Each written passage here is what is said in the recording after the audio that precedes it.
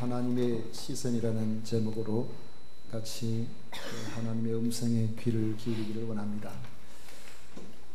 봄 기온이 완연한 주일입니다. 아마 오늘 최고 기온은 17도를 넘어선다고 들었습니다. 내일은 20도가 넘어선다는 그런 이야기도 들었습니다. 어제 아침에 아는 목사님 모친상을 당해서 부산에서 장례가 있는데 제가 아직 갈 수가 없어서 조의금을 전하기 위해서 진성 IC 입구에서 사람을 만나기로 거기 가는 분을 만나기로 했어.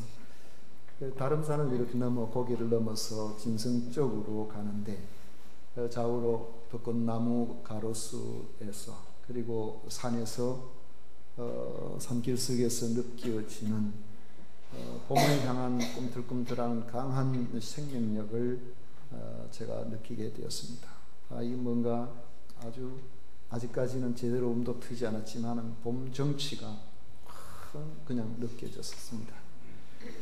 그런데 그 순간만큼은 이 세상사에 이 봄 정취, 봄 기운에 다 파묻혀버리고 제 마음이 편안해지는 그런 느낌을 받았습니다. 같은 고개를 넘는데 어떨 때는 이렇고 또 어떨 때는 그렇지 않을 때도 있습니다. 여러분 계절 탓일까요? 기온 탓일까요? 아마 그건 아닐 것입니다.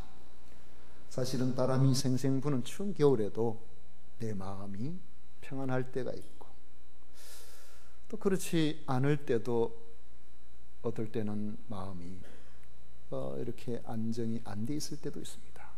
그런 것을 보면은 외부 환경의 문제만은 아닌 것이 분명합니다.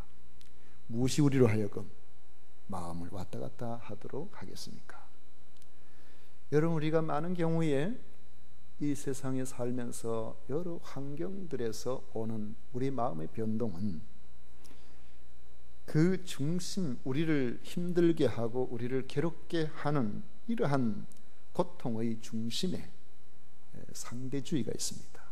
상대적으로 뭔가를 평가하는 그런 것들이 있다는 것이죠. 지난 1월 달에 안동의 어느 초등학교에서 신입생 예비 소집이 있었습니다.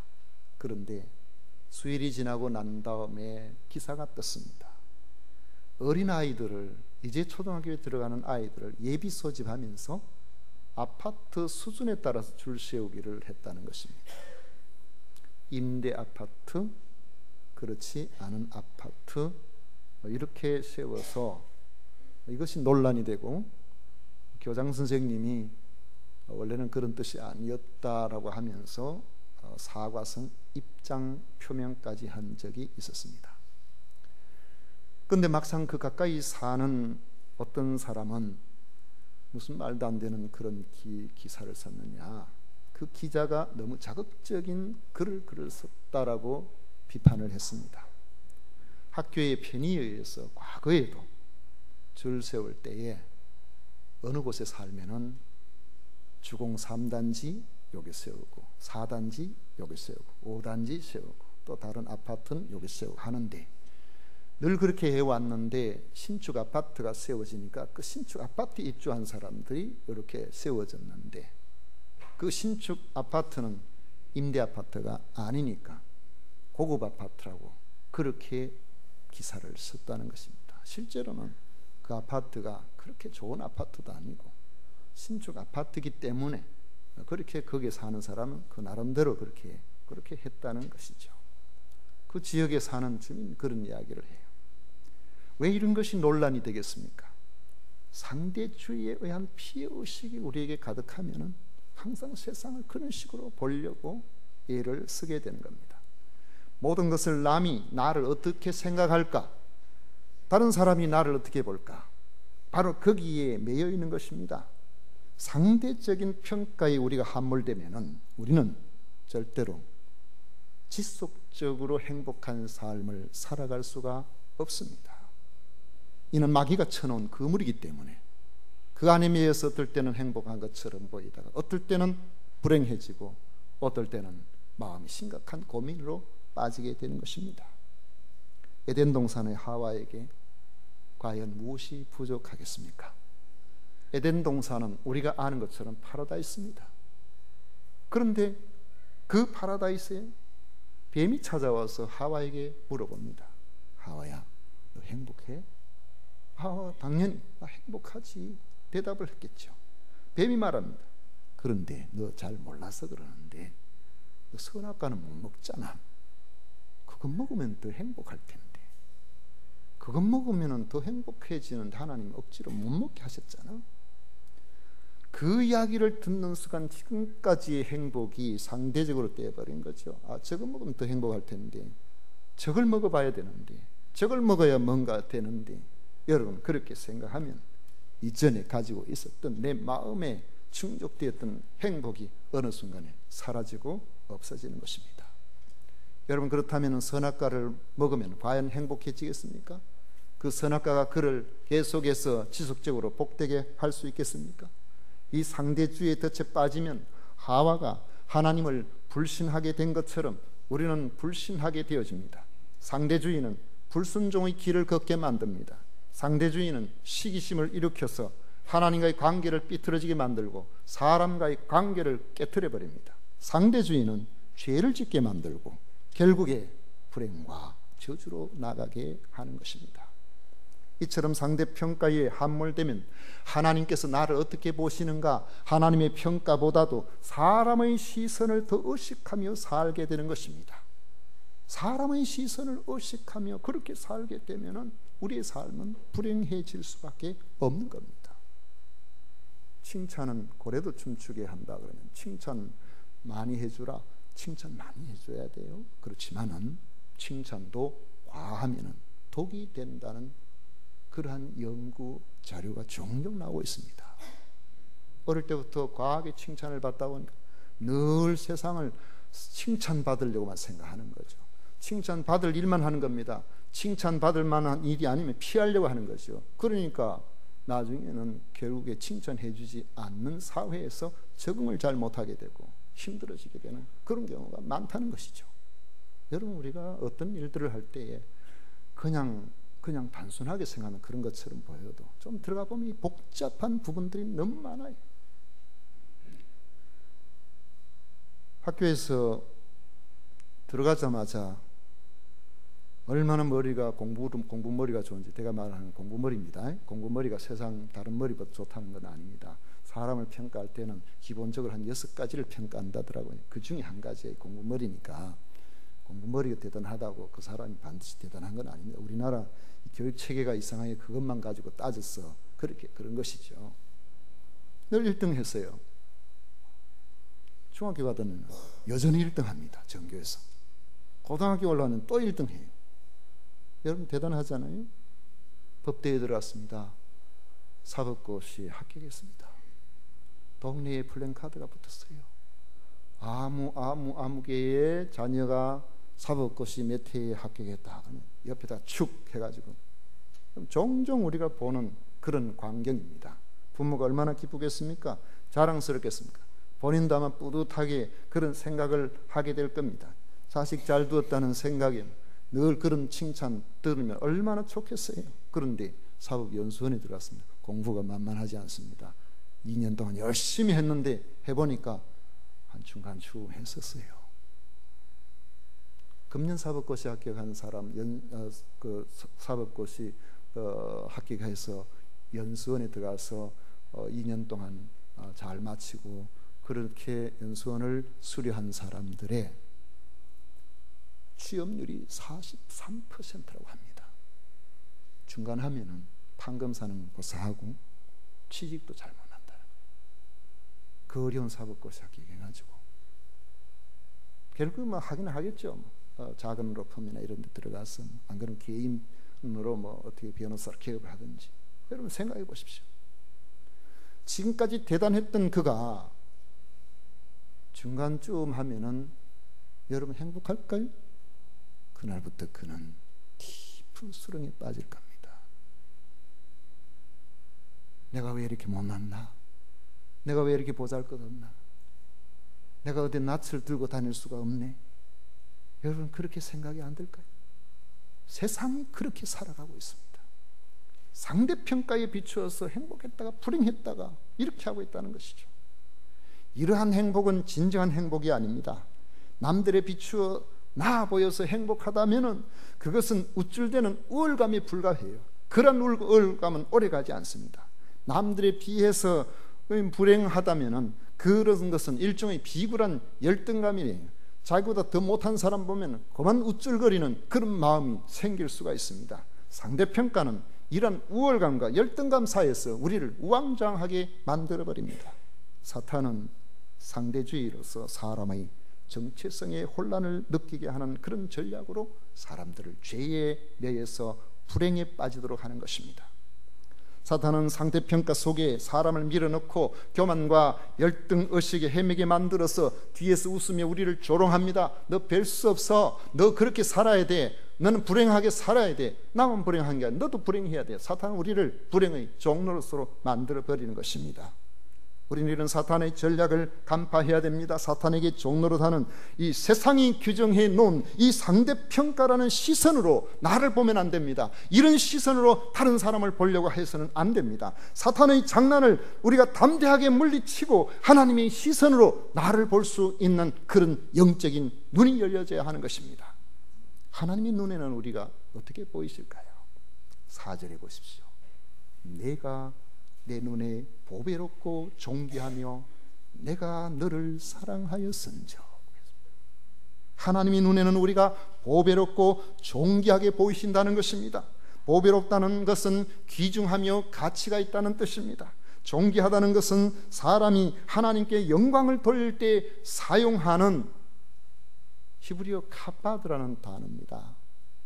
하나님은 존귀하신 분입니다 할 때 카바드를 쓰는데, 하나님께서 우리를 향하여서 카바드라는 단어를 써서 너는 내게 참 존귀하다. 하나님 우리를 그렇게 봐주시는 거예요. 마치 자녀가 부모님을 존중해서 부모님 참 내한테는 부모님이 존귀해요. 그러니까 부모가 야야 네가 나한테 존귀하단다. 너도 나한테는 참 귀하고 귀하단다. 하나님은 창조주 하나님이시고 우리는 하나님이 만드신 피조물이고 하나님은 영원하시고 우리는 이 땅에서 유한한 존재입니다. 하나님의 영원성에 비춰보면 우리는 티끌이에요. 바람처럼 지나가는. 그런데 우리를 향하여서 하나님께서 너는 내한테 존귀하단다. 우리를 그렇게 봐주시는 겁니다. 나를 그렇게 봐주시는 하나님이 어떤 분이십니까? 3절에 보면 대저 나는 여호와 내 하나님이요 했습니다. 여호와는 무엇에도 구애받지 않으시고 스스로 존재하시는 자존하신 하나님이십니다. 스스로 자신의 백성을 택하시고 언약을 맺으시고 그 언약을 끝까지 지키시는 유일하신 분입니다. 하나님보다 더 높으신 분은 존재하지 않습니다. 그 다음에 나는 여호와 내 하나님이요, 여기에서 이 하나님은 엘로힘입니다. 엘로힘 하나님은 천지를 창조하신 무한한 권능을 가지신 하나님을 뜻합니다.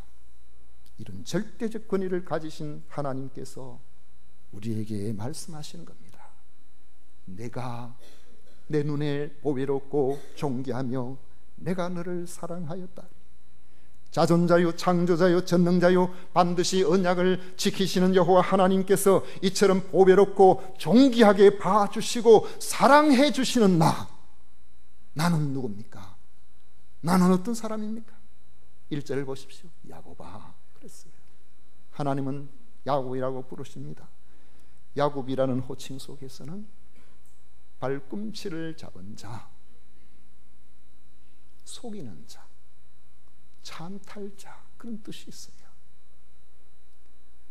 어머니 뱃속에서 쌍둥이로 태어나 잉태되어서 형보다 먼저 나가려고 하다가 형이 먼저 나가니까 뒤에 발을 잡고 그렇게 나왔다. 배고픈 형의 약점을 이용해서 내가 장자가 되어야지, 내가 장자에 대해 파죽한 거로 장자권을 빼앗은 야곱입니다. 나이 많아 눈이 어두운 아버지를 속여서 축복을 가로챈 사람이 야곱입니다. 아무리 좋게 봐주려고 해도 야곱은 피곤한 사람이에요. 재미없는 사람입니다. 좋은 사람이라고 말하기가 어려워요. 사랑받을 만한 사람이 아닙니다. 그런데 하나님께서는 그 야곱을 사랑하셨습니다. 약점과 허물이 많은 야곱과 언약을 맺으셨습니다. 그래서 그와 함께 하심으로 복을 주셨고 그의 허물을 덮어서 야곱이 변하여 이스라엘이 되게 하신 겁니다. 여러분, 하나님께서 야곱아라고 부르신 것은 그를 향하신 하나님의 너무나 크신 사랑이 일방적인 사랑이라는 것을 보여주고 있습니다. 상대적인 사랑이 아니에요. 네가 잘하면 내가 이렇게 하고 내가 이렇게 하면 내가 해주고, 그게 아니라 그냥 부르셔서 사랑으로 언약으로 함께 해주셔서 그가 변하여 나중에 하나님의 자녀다운 이스라엘로 변화되도록 그렇게 하시는 것이죠. 하나님께서는 야곱을 상대평가하신 것이 아니라 절대평가하고 계시는 겁니다. 부모의 사랑, 내리사랑이라고 그러죠. 부모가 자녀들을 볼 때 상대평가합니까? 부모는 자녀들을 볼 때 거의 절대평가해요. 자기 자식이 제일 잘난 줄 알아요. 자기 자식이 제일 예쁜 줄 알아요. 누가 뭐라고 해도 내 눈에 그렇게 보이는데 어쩝니까? 내 눈에는 그렇게 보이는데 하나님이 우리를 그렇게 봐주신다는 거예요. 하나님께서 우리를 그렇게 봐주시는 거예요. 이게 우리가 이 땅에 존재하고 행복하게 살아갈 수 있는 근거가 되는 것입니다. 우리는 자녀에게 가급적인 허물을 덮어주려고 합니다. 조그만 것이라도 잘하면 큰 것으로 칭찬해 주고 싶어 합니다. 하나님께서 우리를 보실 때에 그렇게 봐주시는 겁니다. 내가 야곱과 같이 형편없을지라도 하나님께서는 사랑의 눈이 멀어 말씀하시는 것입니다. 네가 내 눈에 보배롭고 존귀하며 내가 너를 사랑하였다. 하나님은 여러분의 사랑의 눈이 멀어서 자기 독생자까지도 아끼지 아니하시고 불러서 하나님의 자녀 삼으셨음을 믿으시기를 축원합니다.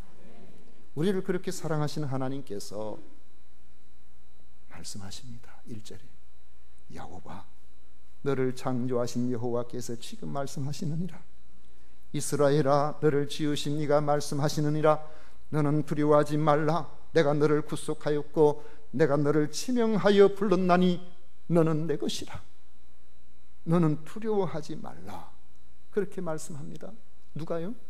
창조하신 하나님, 나를 지으신 하나님이 그렇게 말씀하세요. 너를 창조하신 여호와께서 지금 말씀하시느니라. 이스라엘아, 너를 지으신 이가 말씀하시느니라. 야곱을 지으셨고 그에게 이스라엘이라는 언약의 새 이름을 주신 하나님께서 말씀하시는 겁니다. 너는 두려워하지 말라. 내가 너를 구속하였고 내가 너를 지명하여 불렀나니 너는 내 것이라. 두려워하지 말아야 될 첫 번째 이유는 하나님께서 구속하셨다는 거죠. 구속이라는 것은 우리가 일반적으로는 잘 사용하지 않는 용어인데 감옥에 집어넣었다는 그런 구속이 아니고 대가를 지불하고 그의 죄를 사해서 자유하게 만들어 주었다, 그런 뜻입니다. 이 구속의 개념 속에는 대가를 지불하는 사람의 희생이 있습니다. 대가를 지불하기 위해서는 내 것으로 지불하는 거죠. 남의 것을 빼앗아가지고 그렇게 하는 게 아니고 내 것으로, 가치 있는 것으로 그렇게 합니다. 그래서 구원한다는 의미, 그리고 건져냈으면은 건져내는 것으로 끝나는 것이 아니라 완전히 끝까지 책임진다는 그러한 의미가 있습니다. 3절에 보면 대저 나는 여호와 내 하나님이요 이스라엘의 거룩하니요 내 구원자임이라. 내가 애굽을 너의 속량물로 구스와 스바를 너를 대신하여 주었노라. 당시 애굽은 우리가 아는 것처럼 세계 4대 문화권에 속하는 것이죠. 지금 팔레스타인은 그 4대 문화권 중에서 이 양대 문화권인 이집트하고 메소포타미아 사이에 끼어 있습니다. 강력한 이 왕권이 있는 그런 나라들이 발생할 때는 대부분 이 문화권과 관련되어 있습니다. 이집트에서 파라오 그 왕조가 얼마나 오랫동안 지속이 되었습니다. 물론 왕조는 계속 바뀌지만 수천 년 동안 그곳에서 메소포타미아에서 대제국이 일어날 때마다 거기서부터 출발해가지고 대제국이 일어났죠. 아수르니, 우리가 잘 아는 아시리아죠. 신바빌로니안, 페르시아니, 참 거기에서 계속 일어나고 있지 않습니까? 그 사이에 끼어 있는 이 팔레스타인은 아무것도 아닐 정도로 정말 보잘것없는 그런 정도지만은 오늘 하나님께서 하시는 말씀이 너를 위한 속량물로 바로 애굽과 구스와 스바를 너 대신해서 내가 주었다, 그렇게 말씀하고 있습니다. 주전 8세기경에는 이 애굽의 통치권이 구스로 넘어가 버렸습니다. 그리고 스바는 창세기 보면은 구스의 아들로 그렇게 표현되어 있습니다. 이건 사실은 이집트를 이야기하는 것이죠. 강조해서 그렇게 이야기를 하는 것인데, 왜 하나님께서 뭐 그런 그를 대신했을까 이렇게 하지만은, 그렇게 생각할 수도 있지만은 이집트의 문화 자체가 우리가 알고 있는 것처럼 하나님과의 관계에서 이스라엘 백성들이 믿음으로 살지 못하게 하는 세상 문화, 유혹하는 그런 문화가 이 속에 많이 있어요. 그러니까 그 이집트 자체로 보면 억울하게 생각해서는 안 될 것이 그들의 죄 때문에 그렇게 된 것이, 강력함을 자랑하는 그 애굽을 대속물로 삼아서 내가 너를 건져내겠다. 이게 우리는 이 말씀을 이제 우리가 항상 역사와 우리의 삶의 현장과 이걸 병행해서 같이 생각을 해야 되는데, 이 말씀이 우리가 그 이사야를 통해서 예언의 말씀을 주실 때가 주전 8세기경이라면은 그 이후에 아시리아에서 북이스라엘 10지파가 망하고 나중에 또 바벨론에 의해서 유다가 망하는 그런 과정에서 거의 한 150년의 이런 세월들이 흘러갑니다. 그리고 나중에 그 이후에 다시 흩어졌다가 다시 돌아오게 되는 그런 70년의 또 역사가 있고, 그 다음에 그 역사 속에서 이 페르시아가 등장을 하게 되죠.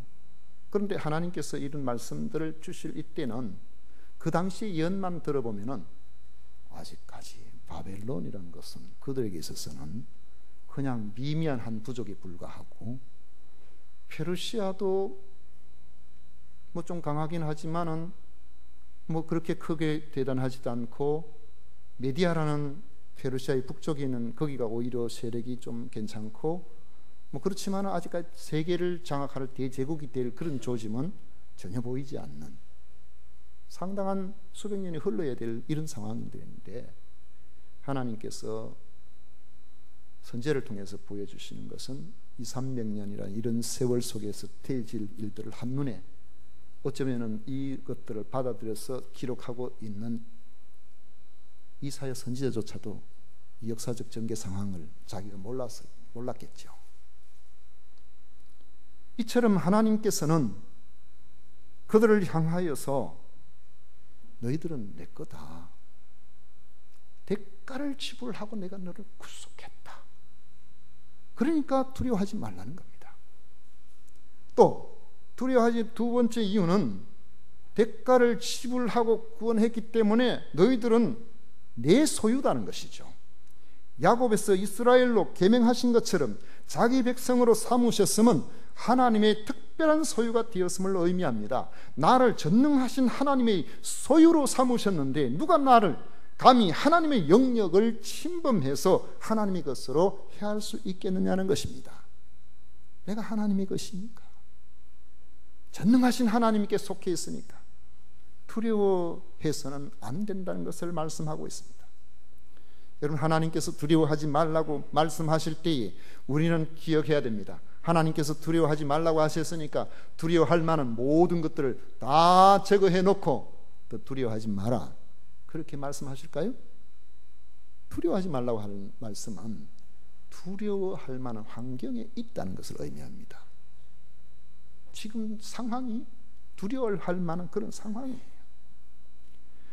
우리는 두려워할 만한 환경이 있지도 않은데 두려워하지는 않습니다. 어떤 사람들은 예민해가지고 앞으로 되어질 일들을 미리 뭐 생각해서 두려워할 수도 있겠지만은, 하나님께서 두려워하지 말라고 하시는 것은 비록 지금 두려워할 만한 환경에 놓여 있다고 할지라도 두려워하지 말라는 것입니다. 2절을 말씀 보십시오. 내가 물 가운데로 지날 때에 내가 너와 함께 할 것이라. 강을 건널 때에 물이 너를 침몰하지 못할 것이며 내가 불 가운데로 지날 때에 타지도 아니할 것이요 불꽃이 너를 사르지도 못하리니. 물론 역사적 정황 속에서 이러한 일들이 이스라엘 백성들에게 있었습니다마는, 물이나 불 가운데로 지난다는 말은 그 인생이나 나라의 혹독한 고난의 환경을 지금 견디고 있다는 그런 상황을 말합니다. 그런 고난의 한가운데 있다고 할지라도 너는 내 소유다. 내가 너를 구속하였으니 너는 두려워하지 말라는 것입니다. 왜 그럴까요? 하나님께서 함께 하심으로, 너를 지키고 너를 보호하심으로 그 고난 가운데 빠져서 일어나지 못하는 그런 자리에 있도록 하지는 내가 않겠다. 하나님께서 두고 보고 있지 않으시다는 것입니다. 당시 이사야 선지자가 예언한 내용의 이 실행 상황으로 보면 이스라엘은 끝장이 난 것이나 다름없었습니다. 아수르 침공 때나 바벨론 침공 때 뿔뿔이 다 흩어져버렸어요. 누가 봐도 끝장이 나죠. 그 민족 자체가 사라진 거예요. 그런데 하나님께서는 앞으로 때가 되면은 그들이 하나님이 세우신 왕에 의해서 다시 돌아오게 될 거라고 그렇게 말씀하십니다. 그런데 전혀 뜻밖에도 페르시아 제국이 형성되면서 페르시아 제국을 성공적으로 형성한 첫 번째 왕 고레스가 이미 예언된 사람이죠. 그 사람이 그 제국을 장악하자마자 한 일이 모든 민족은 본국으로 돌아가는 거예요. 본국으로 돌아가요. 그래가지고 다시 유대가 맹맥을 이어나가게 되는 것입니다. 하나님께서 불러 모으시니까 그렇게 되는 거예요. 그것은 성경 역사의 신약에서도 마찬가지입니다. 우리가 보통 한 나라가 망하는 데는 뭐 그냥 흩어가고 안 그러면은 어디에 종속되고 이러면은 빠르면 30년, 뭐 길어봤자 50년에서 한 100년 정도 지나면은 민족 사라지는 것은 그냥 쉽습니다.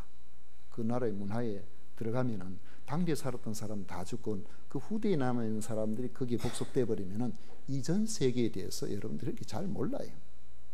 여러분은 백제 사람입니까? 신라 사람입니까? 이 철천지 원수 같은 백제 이럽니까? 우리의 조국 신라에 이러고 우리가 삽니까? 아니, 다 우리나라 그러잖아요. 그 역사적 흐름이죠. 그런데 하나님께서는 우리는 지금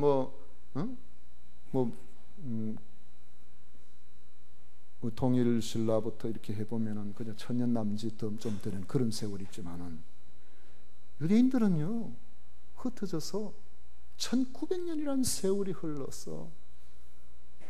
도저히 저들이 한 민족을 새롭게 형성해서 이루을 거라고 상상도 못할 그런 일들인데 하나님께서 여러 국가들의 이해관계나 그런 상황들을 이용하셔가지고 이스라엘에는 새 나라가 1940 몇 년도죠? 45년? 몇 년? 46년? 한번 찾아보겠습니다. 지금 찾지 마세요. 휴대폰 켜지 마세요. 기적이에요. 그게 성경의 약속입니다. 약속의 성취입니다. 어떻게 2000년 가까운 세월 동안 흩어져 있던 이들이 다시 한 나라를 지금 막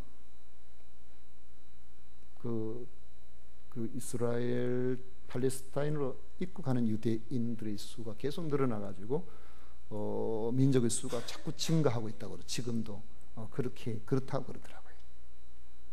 하나님이 함께 하시니까 이것이 가능한 것입니다. 5절 6절 보십시오. 두려워하지 말라. 내가 너와 함께하여 네 자손을 동쪽에서부터 오게 하며 서쪽에서부터 너를 모을 것이며 내가 북쪽에게 이르기를 내놓으라. 남쪽에게 이르기를 가두어 두지 말라. 내 아들들을 먼 곳에서 이끌어 내 딸들을 이끌며 내 딸들을 땅 끝에서 오게 하며. 왜 이렇게 하실까요? 하나님이 나를 보배롭고 존귀하게 보시고 사랑하시기 때문에 그렇습니다. 하나님의 영광을 위하여 우리를 창조하셨기 때문에 그렇습니다. 7절 말씀은 내 이름으로 불려지는 모든 자 곧 내가 내 영광을 위하여 창조한 자를 오게 하라. 그를 내가 지었고 그를 내가 만들었느니라. 이스라엘 공동체는 아브라함과 이삭과 야곱에게 주신 언약 안에 있는 자들의 공동체입니다. 이스라엘 공동체는 교회 공동체의 그림자입니다. 그러므로 이 말씀은 교회 공동체를 향한 말씀인과 함께 믿음으로 이 언약 안에 들어있는 우리 각자에게 주시는 말씀이기도 하는 것입니다. 세상은 끊임없이 상대평가로 우리를 유혹하고 괴롭힙니다. 부활하신 예수님께서 갈릴리 해변에서 제자들 다시 만나셨는데 베드로에게 너 앞으로 날 위해서 이렇게 살다가 죽을 때는 하나님 영광을 위해서 이렇게 죽을 것이다, 그렇게 말씀을 하셨는데 베드로가 그 자리에서 어떤 반응을 보여야 됩니까?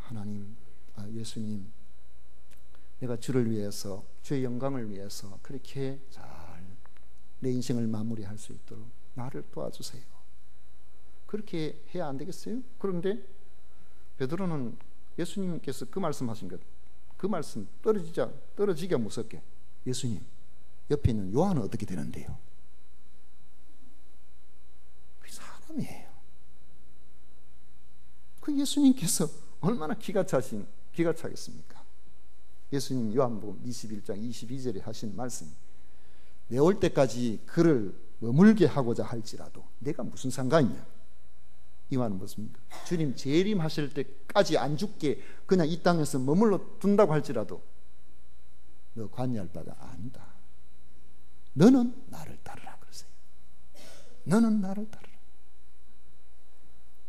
끊임없이 다른 사람 누구 여러분, 우리가 그래 살면 인생이 피곤해요. 그래 살면은 우리가 행복하게 살아갈 수가 없어요. 하나님께서는 우리를 부르실 때에 각각 불러내셨어요. 우리 한 사람 한 사람이 고유하게 하나님 앞에 귀한 존재인 겁니다. 하나님께서는 우리를 그렇게 사랑해 주시는 겁니다. 상대주의로 세상과 자신을 보려고 하는 이러한 습관이나 유혹을 여러분들이 단호하게 물리치시기를 축원합니다. 세상은 상대적으로 평가하지만 하나님께서는 그렇게 하지 아니하십니다. 하나님 앞에서는 그냥 나로 그냥 봐주시는 것입니다. 그것도 보배롭고 존귀하게 그렇게 봐주시는 겁니다. 하나님 우리를 그렇게 봐주세요. 하나님 우리를 그렇게 귀하게 그렇게 여겨주세요. 우리 어머니 저를 살아계실 때 얼마나 좋아하셨는지요. 우리 형제들이 열었다니까 저는 그렇게 생각하고 싶죠. 우리 어머니 다른 형제들보다 나를 더 사랑하실 거다. 그러나 우리 어머니는 나만 사랑하신 것이 아니고 우리 형제들이 힘들 때, 어려울 때에 밤에 잠을 자지 못하고 뒤척이시더라고요. 다 각각 그대로 사랑하는 거예요. 각각 그대로 좋아하시는 거예요. 왜? 내 자식이니까. 여러분 자녀들은 그렇지 않습니까? 똑똑한 자녀, 부모 마음에 잘 드는 자녀 하나를 위해서 나머지 모든 자녀들은 어떻게 되든 상관없을까요? 아니에요. 하나님께서는 우리를 그렇게 보지 않습니다. 다 나름대로 귀하고 중한 존재인 겁니다. 하나님께서 여러분들을 그렇게 귀하게 여겨주시는 겁니다. 여러분 가슴에 손을 한번 얹어보세요. 제가 안 하던 일을 많이 합니다. 제가 하면서 제가 쑥스러울 때가 있어요. 제가 제 이름을 부른 일은 극히 드뭅니다. 제가 병표야 이렇게 부르는 것처럼 여러분도 자기 이름을 한번 불러보십시다. 시작. 병표야. 따라합니다. 너는 내 눈에 보배롭고 존귀하단다. 누가 말씀하십니까? 하나님께서 말씀하죠. 또 따라하겠습니다. 병표야, 내가 너를 사랑한단다. 병표야, 내가 내 영광을 위해 너를 창조했단다. 내가 내 영광을 위해 너를 창조했단다. 하나님이 영광을 받으시는 건요, 손 내려도 괜찮습니다. 하나님이 영광을 받으시는 것은 우리가 대단해서가 아닙니다. 각자의 주어진 환경 여건에서 자기가 할 수 있는 최선의 길을 걸어가며, 우리가 마치 내 부모를 자랑스럽게 여기듯이 우리 하나님을 자랑스럽게 여기고 그렇게 나아가면 그 자체로 우리 하나님 영광을 받으시는 거예요. 저는 우리 부모님 자랑스러워요. 나를 잘 키워주셨다고요. 그래, 뭐 잘 키워주셨냐 그렇게 누가 물어보면은 제가 뭐 별 할 말은 없습니다만은 그냥 잘 키워주셨죠. 밥 먹여주고 뭐 그래 하면은 그 잘 키워주죠. 옛날에 다 그리 살았잖아요. 그렇게 다 살았지. 근데 상대적으로 생각해 보십시오. 누구는 부모 잘 만나가지고 좋은 옷 입고 좋은 것 먹고 좋은 학교 다니고, 우리는 그렇게 못했어요. 누구는 또 뭐 어쩌고 그렇게 생각해 보십시오. 나는 그렇게 못했어요. 여러분, 상대적으로 생각하면 우리 부모님 나한테 해준 게 뭐 있는데 이렇게 생각할 수 있잖아요. 근데 그냥 단순하게 생각해 보니까 부모님이 혼자 잘 잡섰고 나만 못하냐 그런 게 아니었구나. 본인은 부엌에서 맹물을 잡수시면서 그래도 나한테 건더겨 주시고, 그 나름대로 하고자 하는 최선을 다해서 우리를 사랑. 여러분, 부모는 안 그러십니까? 하나님께서 우리를 보실 때에 여러분, 우리를 그렇게 귀하게 여겨 주시는 겁니다. 그렇기 때문에 내가 야곱과 같이 약점이 많을지라도, 불같은 시련의 현장에 있을지라도 우리와 함께 하심으로 우리를 격려해 주시고 우리에게 힘 주시고 우리를 도와주시는 겁니다. 그 앞에 말씀 한번 같이 읽어보겠습니다. 이사야 41장입니다. 2장 넘기면 나오죠. 41장 10절을 우리 같이 읽도록 하겠습니다. 다 같이 한 목소리로 10절 읽습니다. 두려워하지 말라, 내가 너와 함께함이라. 놀라지 말라, 나는 내 하나님이 됨이라. 내가 너를 굳세게 하리라. 참으로 너를 도와주리라. 참으로 나의 의로운 오른손으로 너를 붙들리라. 아멘. 상대평가에 빠지지 마십시오. 그것은 사탄의 전술에 속는 것입니다. 나를 보시는 하나님의 따뜻한 시선을 기억하고 사십시오. 그러면 어떤 경우도 여러분들은 승리하게 되어 있습니다. 왜요?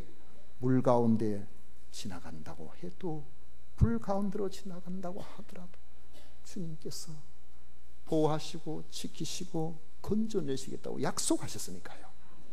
나를 보시는 하나님의 따뜻한 시선에 행복할 수 있는, 승리할 수 있는 여러분들 되시기를 축원합니다. 기도하겠습니다. 고마우신